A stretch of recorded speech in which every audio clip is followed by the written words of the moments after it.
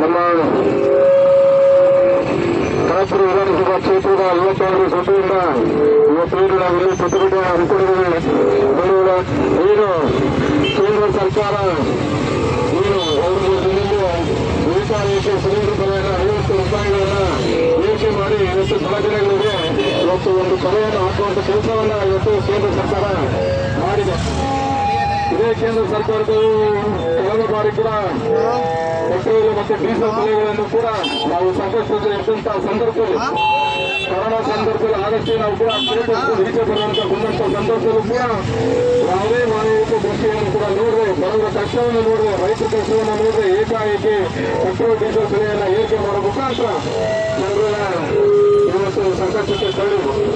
ಇದೇ ಸಂದರ್ಭದಲ್ಲಿ ನಮ್ಮ ರಾಜ್ಯ ಸರ್ಕಾರ ಏನು ಬಜೆಟ್ ಆಗುವಂತ ಸಂದರ್ಭದಲ್ಲಿ ನಮ್ಮ ಮಾನ್ಯ ಮುಖ್ಯಮಂತ್ರಿಗಳಾದಂತಹ ಸಿದ್ದರಾಮಯ್ಯ ಏನು ರೂಪಾಯಿ ಡೀಸೆಲ್ ಬೆಲೆಯನ್ನು ಮಾರುವಂತ ಸಂದರ್ಭದಲ್ಲಿ ಅವರು ಏನು ಅಹೋರಾತ್ರಿ ಬೆಲೆಯನ್ನು ಕೂಡಬೇಕು ಕೇಳ್ತೀರ, ಏನು ಅವರು ಹೋರಾಟವನ್ನು ಕೇಳಿದ ಏನು ಧನವಕೋಶ ಅಂತ ಏನು ಅವ್ರು ಮಾಡ್ತಾ ಇರ್ತಕ್ಕಂಥದ್ದು. ಎಲ್ಲಿ ಕೇಂದ್ರ ಸರ್ಕಾರ ಮಾಡುವಂತ ಬೆಲೆ ಏರಿಕೆಯನ್ನು ಖಂಡಿಸಲಿಕ್ಕೆ ಯಾಕೆ ಇವತ್ತು ಬಿಜೆಪಿ ಅವರು ಬಿಡ್ತಾಯಿಲ್ಲ, ಯಾಕೆ ಇವತ್ತು ಜನಾಕ್ರೋಶವನ್ನು ತೋರಿಸಲಿಕ್ಕೆ ಯಾಕೆ ಬಿಜೆಪಿ ಅವರು ವಿಜೇಂದ್ರ ಅವರು ಎಲ್ಲೋದ್ರು ಅಷ್ಟೊಂದು ಏನೋ 2 ರೂಪಾಯಿ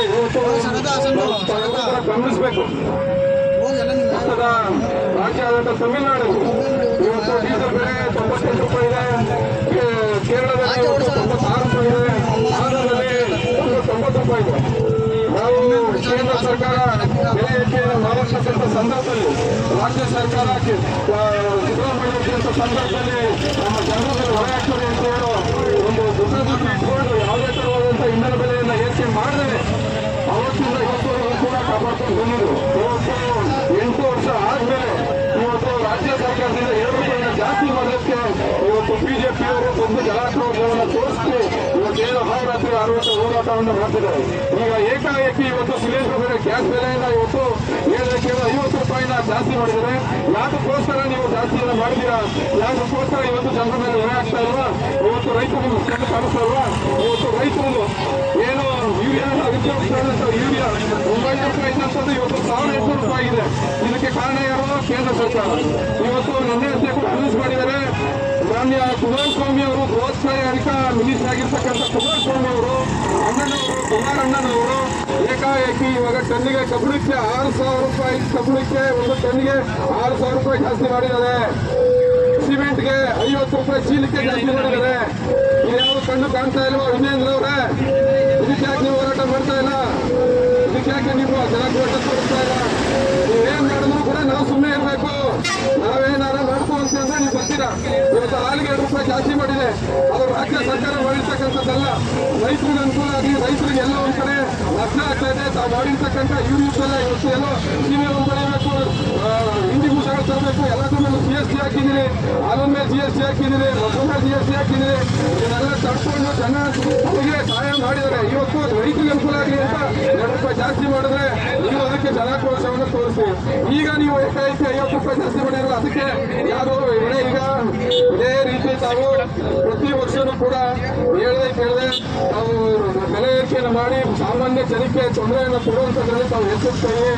ಏನು ನೀವು ಇಷ್ಟರು ಆಡಳಿತ ನಡೆಸ್ತಾ ಇದ್ದೀರಿ, ನೀವು ಏನು ಆಡಳಿತ ನಡೆಸ್ತಾ ಇದ್ದೀರಿ ಅಂತ ಹೇಳಿದ್ರೆ ಆ ಜಾತಿಯವರು ಈ ಜಾತಿ ಮೇಲೆ ಎತ್ತಾರೆ, ಈ ಜಾತಿಗಳು ಆ ಜಾತಿ ಹೆಚ್ಚಿ ಡಿವೈಡೆಂಡ್ರು ಹಿಟ್ಲರ್ ರೀತಿ ತಾವು ಆಡಳಿತವನ್ನು ಮಾಡ್ತಾ ಇದ್ದೀರಿ.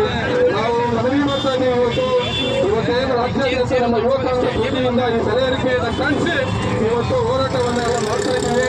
ಇದನ್ನು ಮನೆಗೊಂಡು ಈ ಕೂಡಲೇ ಏನು ನಾವು ಬೆಲೆ ಏರಿಕೆಯನ್ನು ಮಾಡಿದ್ದೀರಿ ಅದನ್ನು ಈ ಕೂಡಲೇ ಹಿಂಪಡಿಬೇಕು. ಏನು ಕುಮಾರಸ್ವಾಮಿ ಅವರು ಟನ್ನಿಗೆ 6,000 ರೂಪಾಯಿ ಮಾಡಿದಿರಿ, ಮತ್ತೆ ಸಿಮೆಂಟ್ ಮೇಲೆ ಏನು 50 ರೂಪಾಯಿ ಹೆಚ್ಚಿಗೆ ಮಾಡಿದಿರಿ, ಅದನ್ನು ಕೂಡ ತಾವು ಹಿಂಪಡಿಬೇಕು ಅಂತ ಹೇಳ್ತಾ ಇವತ್ತೇನು ಇವತ್ತು ಒಂದು ಪ್ರತಿಭಟನೆಯನ್ನು ಮಾಡ್ತಾ ಇದ್ದೀವಿ. ಇನ್ನು ಮುಂದಿನ ದಿನಗಳಲ್ಲಿ ನಾವೇನು ವಾಪಸ್ ತಗೊಂಡಿಲ್ಲ ಅಂತ ಹೇಳಿದ್ರೆ ರಾಜ್ಯಾದ್ಯಂತ ಒಂದು ಹೋರಾಟವನ್ನು ಮಾಡಬೇಕಾಗ್ತದೆ ಅಂತ ಹೇಳಿ ಒಂದು ಸಂದೇಶವನ್ನು ಕೊಡ್ತಾ ಇವತ್ತು ಒಂದು ಕನಸು ಯುವ ಕಾಂಗ್ರೆಸ್ ವತಿಯಿಂದ ಮಾಡಿರ್ತಕ್ಕಂಥ ಪ್ರತಿಭಟನೆಗೆ ಬಂದಿರ್ತಕ್ಕಂಥ ಎಲ್ಲ ನನ್ನ ಯುವ ಮಿತ್ರರು ಕೂಡ ಒಂದು ನನ್ನ ಒಂದು ಮಾತನಾಡಲಿಕ್ಕೆ ಅವಕಾಶ ಮಾಡ್ತಕ್ಕಂಥ ಎಲ್ಲರೂ ಕೂಡ ಉಳಿಸಿ ನನ್ನ ಮಾತನ್ನ ಮುಗಿಸ್ತಾ ಇದ್ದೀನಿ. ಧನ್ಯವಾದಗಳು. ಏರಿಕೆ ಮಾಡುವ ಮುಖಾಂತರ ಬಡವರಿಗೆ ತುಂಬಾ ಕಷ್ಟಕರ ರೀತಿಯಲ್ಲಿ ನೀಡಿದಾಗ ಹಾಗೆ ರೈತ ವಿರೋಧಿ ಕೇಂದ್ರ ಸರ್ಕಾರಕ್ಕೆ ಧಿಕ್ಕಾರವನ್ನು ಹೇಳ್ತಾ ಮುಂದಿನ ದಿನಗಳಲ್ಲಿ ಈ ತುಘಲಕ್ ಮೋದಿ ಅವರ ಸರ್ಕಾರವನ್ನು ತಲುಪಿಸಿ ಇಡೀ ದೇಶಕ್ಕೆ ಒಂದು ಉತ್ತಮವಾದ ಭವಿಷ್ಯವನ್ನು ನೀಡಬೇಕು. ಹಾಗೆ ನಮ್ಮ ಯುವ ಕಾಂಗ್ರೆಸ್ ಕಲಾ ಕಾರ್ಯಕರ್ತರ ಮುಂದೆ ಬೃಹತ್ ಪ್ರತಿಭಟನೆ ಮಾಡುವ ಮುಖಾಂತರ ಈ ಜಾಗವನ್ನು ಸಚಿವರು ಅಂತ ಕೇಳ್ತಾರೆ.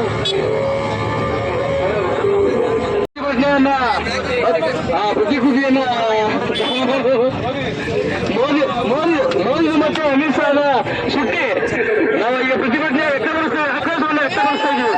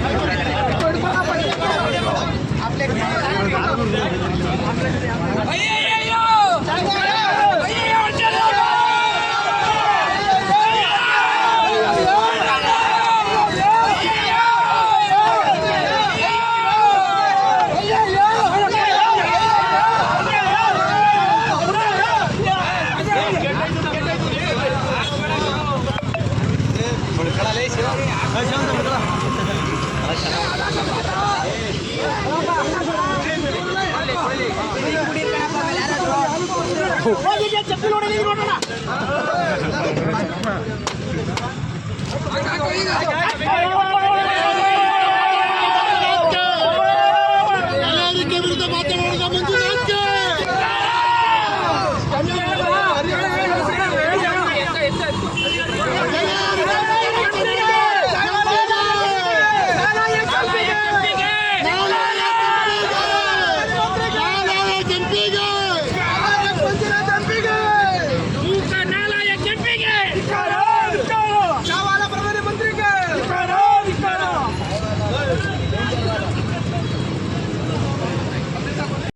ಜಾಸ್ತಿ ಮಾಡಿದ್ದಾರೆ. ಇದ್ರ ಜೊತೆಗೆ ಸಿಮೆಂಟ್ಗೆ 50 ರೂಪಾಯಿನ ಜಾಸ್ತಿ ಮಾಡಿದ್ದಾರೆ.